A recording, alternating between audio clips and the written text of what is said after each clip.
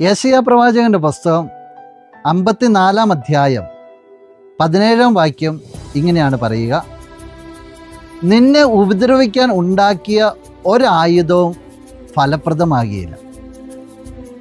കർത്താവിൻ്റെ വലിയൊരു പ്രഖ്യാപനമാണ്. ഒരായുധവും, അത് ഏത് രീതിയിൽ നിന്നെ നശിപ്പിക്കുവാനായിട്ട് മെനഞ്ഞെടുത്തതാണെങ്കിലും അതെല്ലാം ഫലശൂന്യമായി തീരുമെന്നാണ് വചനം പറഞ്ഞു വയ്ക്കുക. പ്രിയമുള്ളവരെ, ഈ നിമിഷം നിങ്ങളുടെ കുടുംബത്തെ പ്രത്യേകമായിട്ട് സമർപ്പിച്ച് പ്രാർത്ഥിക്കുകയാണ്.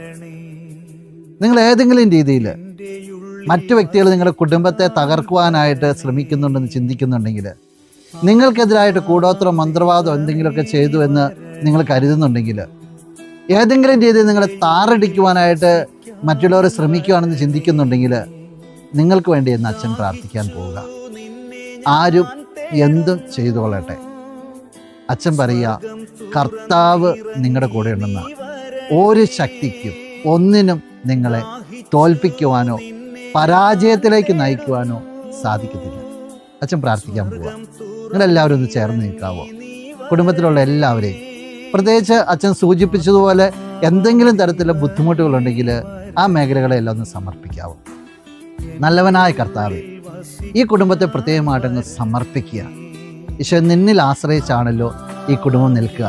ഇപ്പം നിൻ്റെ മുമ്പിലാണല്ലോ ഒന്ന് ചേർന്ന് ഇവർ നിൽക്കുക. ഈ നിമിഷം ഈ കുടുംബത്തിനൊരു വിടുതലിന് വേണ്ടി പ്രാർത്ഥിക്കുകയാണ്.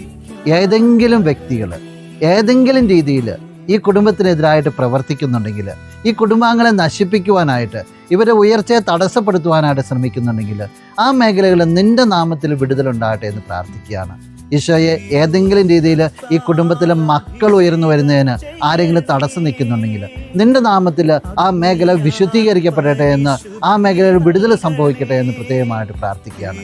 ഈശോയെ, ഏതെങ്കിലും രീതിയിൽ ധാരണയില്ലാത്ത രീതിയിലോ മറ്റെന്തെങ്കിലും രീതിയിലോ ഭിന്നിപ്പുണ്ടാക്കുന്ന രീതിയിലോ ഇവരുടെ കുടുംബം തകരാൻ വേണ്ടി ആരെങ്കിലും എന്തെങ്കിലുമൊക്കെ ചെയ്തു വച്ചിട്ടുണ്ടെങ്കിൽ, നിൻ്റെ നാമത്തിൽ അതിൻ്റെ എല്ലാ പവറും നിർവീര്യമായി തീരട്ടെ എന്ന് ഈ നിമിഷം പ്രത്യേകമായിട്ട് പ്രാർത്ഥിക്കുകയാണ്.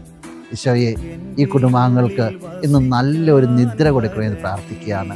എല്ലാ ഭയത്തിൻ്റെ മേഖലകളും വിട്ടുകളഞ്ഞിട്ട് സന്തോഷത്തോടെ നിനക്ക് നന്ദി പറഞ്ഞുകൊണ്ട് ഉറക്കത്തിലേക്ക് പോകുവാനായിട്ട്, പ്രഭാതത്തിൽ പുതിയൊരു ചൈതന്യത്തിലൂടെ കടന്നു വന്ന് നിന്നെ മഹത്വപ്പെടുത്തുവാനായിട്ട് ഈ കുടുംബാംഗങ്ങൾക്കെല്ലാം ഇടവരട്ടെ.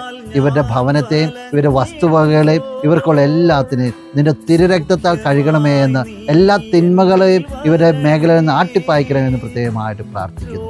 ഇപ്പോഴും എപ്പോഴും എന്നേക്കും. ആമേൻ.